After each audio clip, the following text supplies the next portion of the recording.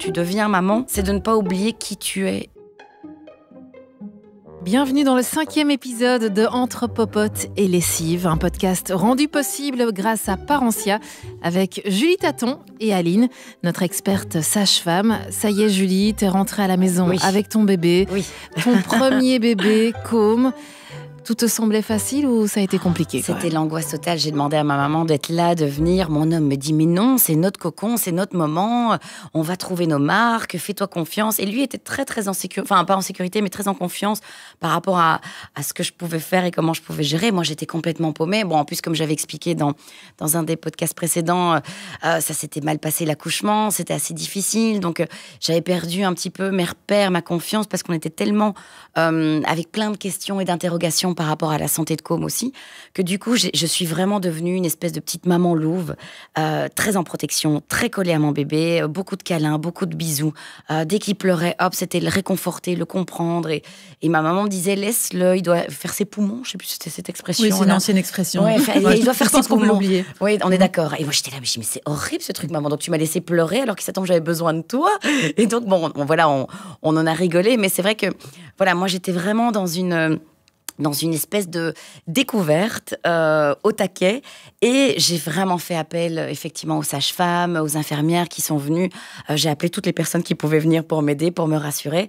Et c'était chouette parce qu'elles m'ont rassurée. Et elles m'ont donné confiance en moi en me disant, tu feras des erreurs. Et encore, elle me dit des erreurs. C'est-à-dire que oui, peut-être que tu vas un petit peu mal le tenir. Mais t'inquiète pas, il te fera comprendre que tu le tiens mal. Et toi, tu vas découvrir aussi. Puis, il doit se mettre dans tes bras, il va se lever. Tu dois accepter. Et c'est vrai que c'était vraiment le truc aussi qu'on m'avait dit, c'était de dormir en même temps que lui, un maximum, en tout cas de me caler sur son rythme pour pouvoir tenir. Et moi, j'étais là, j'ai dit oui, mais bon, il y a comme on en parlait, il y a la maison à tenir, il y a mon homme à tenir, il y a le boulot aussi qui va reprendre bientôt. Donc, moi, je dois être un peu au taquet. Donc, c'est justement quand il dort que je peux faire toutes ces choses-là. Et en fait, tu comprends très, très vite que si tu veux faire ça, tu tiens pas. Non, t'es crevé. Mais c'est impossible, quoi. Mais d'ailleurs, parce qu'effectivement, ton corps se remet, tout est chamboulé, Mais c'est vrai que c'est assez sportif. Et on sous-estime complètement ce que tu disais, Julie, c'est le travail intense. En fait, au niveau physique, l'intensité de ce qu'on appelle ce 4e trimestre, c'est aussi intense que le 1er trimestre où tu produis tellement de tissus dans ton corps. Ici, il faut les absorber. Et donc, ça demande énormément d'énergie. Et ce que tu disais aussi par rapport à ce bébé, c'est d'avoir retrouvé cette espèce d'intuition, d'instinct naturel de « je le garde contre moi ». Et en fait, c'est vraiment très précieux d'avoir été à l'écoute de ton bébé et de toi dans cette proximité. Parce que rien que le fait de porter comme ça ton bébé, tu produis plus d'ocytocine. En produisant plus d'ocytocine, parce que 20 minutes de contact affectif, pas 20 minutes de contact où je te pince, mais où je te prends dans les bras, ça augmente ta production d'ocytocine. Okay. La production d'ocytocine, c'est excellent pour l'allaitement, c'est excellent pour la résorption de ton utérus, c'est excellent aussi pour la cicatrisation, c'est excellent aussi pour ton cerveau, parce que là, je parle de l'hormone qui circule dans le corps, qui cicatrise, qui apaise, qui aide à produire, enfin en tout cas à réparer et à produire le lait, mais aussi au niveau cérébral. Pourquoi ? Parce que l'ocytocine, quand elle circule dans le cerveau, c'est l'hormone du lien, de la confiance, de la générosité. Et elle va stimuler des zones dans le cerveau qui permettent de mieux identifier les expressions du visage. Donc plus tu portes ton bébé, plus inconsciemment tu es capable, sans vraiment y réfléchir, de voir « Ah oui, mais là, il a plutôt faim. Ah bah oui, mais là, il est plutôt inconfortable. Là, il a juste besoin de pleurer. » Et donc, c'est important que les papas aussi aient ce contact physique parce que ça développe chez eux, dans leur cerveau, ça aussi. Alors, on ne parle jamais des changements hormonaux et neuronaux des papas. C'est impressionnant. Leur testostérone baisse de 30%, leur ocytocine augmente de 30%. Ils produisent des nouveaux neurones, des nouvelles connexions, comme nous. Ce n'est pas les mêmes. Et donc, du coup, le fait de faire porter le bébé au papa, de laisser le papa s'occuper physiquement du bébé, ça renforce sa production d'ocytocine, ça renforce le couple parental et ça permet cette complémentarité parce qu'ils font ça autrement que nous et c'est très bien aussi. Il était actif, ton homme, d'ailleurs, Julie ? Oui, lui, il voulait. Et c'est vrai que moi, j'avais un peu ce côté de je préfère faire parce que je sais mieux. J'avais l'impression en fait de mieux. Donc, terrible de lâcher le pouvoir. Oui, et c'est comme je l'ai dit, il y a toutes ces complexités. Donc j'étais vraiment en protection et donc j'avais vraiment du mal à lui laisser faire. Donc c'est moi qui devais le changer, c'est moi qui devais le nourrir, c'est moi qui m'en occupais dès qu'il pleurait, c'est moi qui le prenais.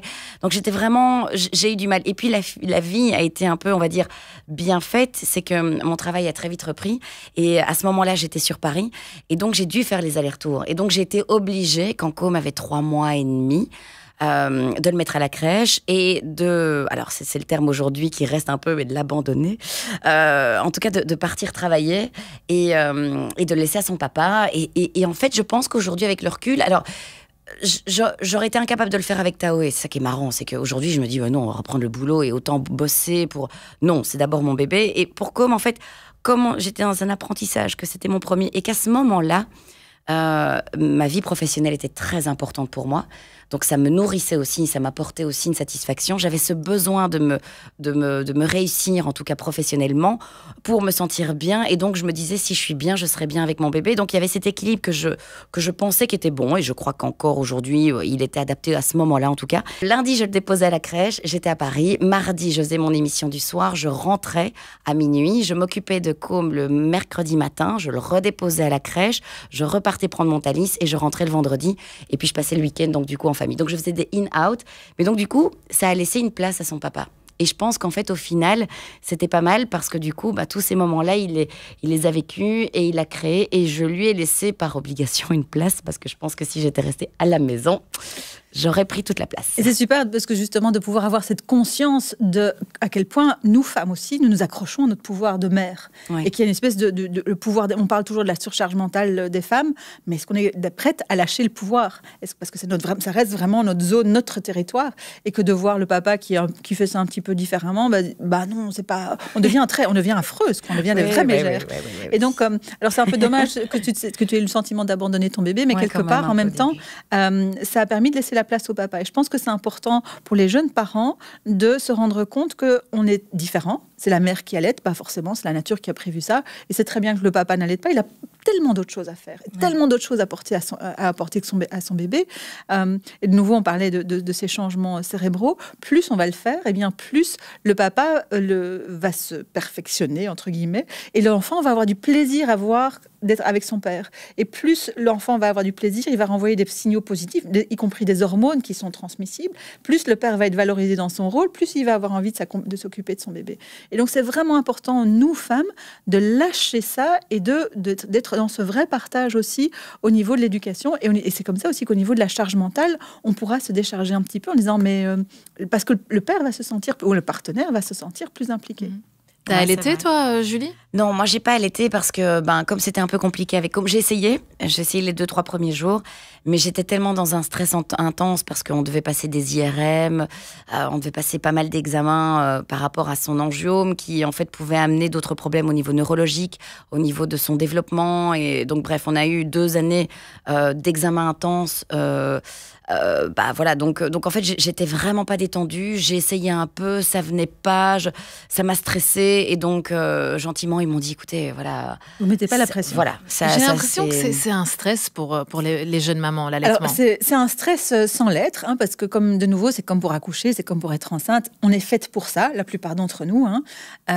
Mais le mot clé que tu as utilisé, c'est le mot stress. C'est exactement les mêmes hormones qu'on a besoin pour faire l'amour, pour accoucher et pour allaiter, plus ou moins. Et que c'est clair que si on ne fait pas l'amour quand on est stressé, ou pour accoucher, ça ne fonctionne pas non plus. Et c'est clair qu'il y a aussi la notion de douleur. Et comme on disait tout à l'heure, il y a vraiment une différence entre... ça peut faire mal au début, mais si ça devient de la souffrance, ce qui avait l'air de devenir comme ce que tu vivais toi, alors là, forcément, les hormones ne peuvent plus fonctionner. Et il n'y a plus aucun intérêt parce que la maman n'est pas détendue, il n'y a pas de plaisir. Et du coup, le bébé, il y a un rapport à l'alimentation qui devient un enjeu. Et ça n'a aucun sens. Mais par contre, de nouveau, pouvoir se préparer, savoir ce que c'est, savoir ce que ça implique, savoir que ça va peut-être pas être facile au début, et se donner les moyens une fois qu'on a accouché, permettent de favoriser ça, parce que, alors c'est pas le meilleur pour le bébé évidemment, mais c'est le plus naturel, c'est ce qui est le prévu par la nature, c'est très intelligent, c'est bien fichu toute cette histoire, mais de s'entourer de nouveau, parce qu'on n'a pas vu nos mères allaiter, on n'a pas vu nos sœurs allaiter, on doit tout réinventer, et il y a de nouveau des dictates qui disent mais si tu n'allaites pas, tu es une mauvaise mère, tu allaites plus de 6 mois, aussi, c'est de l'inceste, de toute façon, je veux dire, c'est absurde, les femmes, quoi qu'on fasse, de toute façon, c'est pas ça qu'il fallait faire.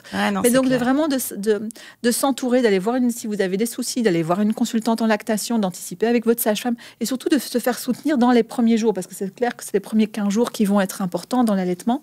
Et puis, il y a un tas de solutions mixtes aussi. Il y a d'être en accord avec ce qu'on ressent, et en même temps, ce qu'on ressent, comment le calibrer, comment avoir les bonnes informations alimentation pour pouvoir s'ajuster aux besoins du bébé, à ses propres besoins.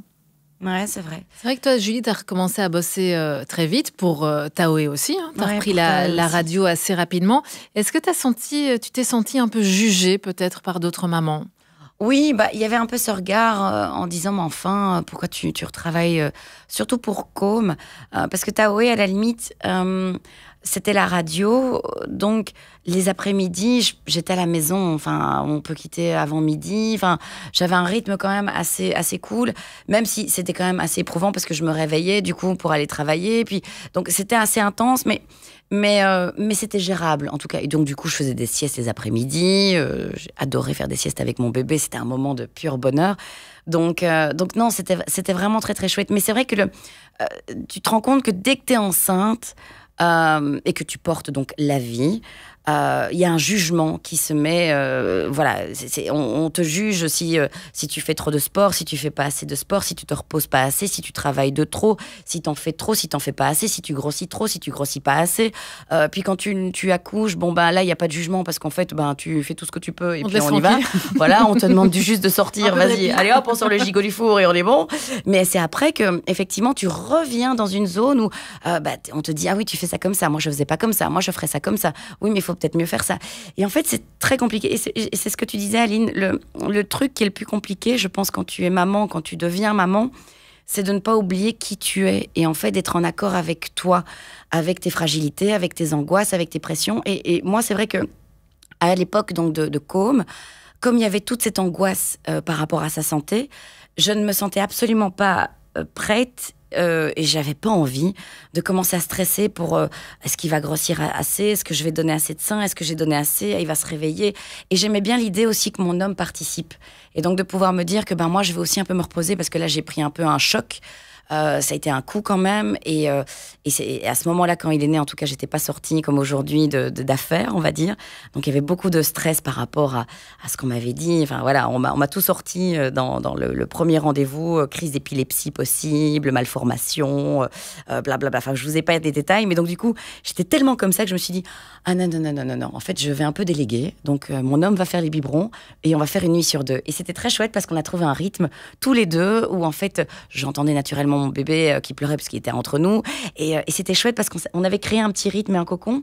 Et donc, de nouveau, on était sortis un peu du jugement des autres et on s'est dit comment nous, on veut faire, comment nous, on se sent à l'aise dans notre routine, dans notre rythme et comment chacun est OK. Et on se tient la main et go et on verra. Il y a un très beau concept qui nous vient d'un thérapeute familial danois qui s'appelle l'équidignité. Et là, c'est vraiment l'idée de les enfants, les bébés ont des besoins intenses, dont nous, parents, sommes responsables de veiller à ce qu'ils soient, parce que forcément, ils n'ont pas les outils pour répondre à leurs propres besoins, mais aussi les besoins des parents. Et comment, parce qu'on a été très loin dans les besoins des enfants. Enfin, les besoins des enfants, ça n'existe pas. Hein, les enfants, ça n'a pas d'âme. Il a fallu attendre, je crois que les années 80-90, avant qu'on n'opère pas les bébés sans anesthésie. Jusqu'à là, on les opérait. Un bébé, ça ne sent rien. Hein, on opérait sans anesthésie. Donc, il a fallu attendre tout ce temps-là. Et donc, du coup, on est passé dans l'excès inverse. Le bébé a tellement de besoins. Et puis, comme parent dans famille nucléaire, c'est la famille nucléaire qui doit répondre à tous les besoins du bébé. Alors, les besoins du bébé n'ont pas changé. Ils sont toujours aussi intenses. Mais si c'est au détriment des besoins des parents. Ouais. Et nos besoins, ils évoluent aussi en fonction de notre conscience. Et qu'il y a des jours, comme tu disais toi-même, il y a des moments dans la vie où j'étais capable de prendre conscience de ceci, de faire certains choix. Et je faisais des choix parce que ça répondait à d'autres besoins.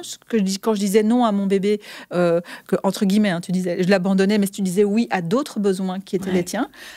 Mais peut-être que plus tard dans la vie, on se dit, en fait, ce besoin auquel je disais oui, ça n'a plus d'importance aujourd'hui. J'ai besoin de dire oui à d'autres besoins.